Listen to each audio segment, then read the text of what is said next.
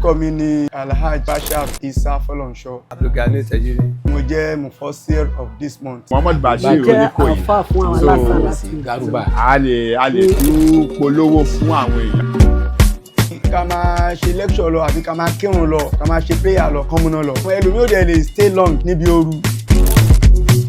Wọ́n dùn bá dòwò pọ̀. Kò sí bó pè wọ́n lójú oorun báyìí ọmọ adé lóhùn dáadáa ni.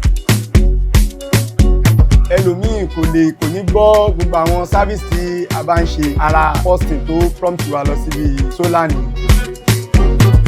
Ta mọ iye tá à ń ná lórí epo. Tá bá wá wo iye tá à ń ná lórí generator gan fún ara ẹ̀. The grace tó dẹ̀ tó máa ń fún wa ní Mosque kì í ṣe kékeré rárá. Wàhálà tá máa ń rí tá bá fẹ́ rẹ epo yẹn gan náà. Àwọn ọmọ tó bá lọ rà á lè dé ilé epo kankan ní kò sépo. Gbogbo alówó wa lọ́wọ́ a lè fi ra ìntàfẹ́ ni ó prompt solar system. Ẹnugbà tó di wípé ìsìn abẹ̀sí nílùú àríyàtọ̀.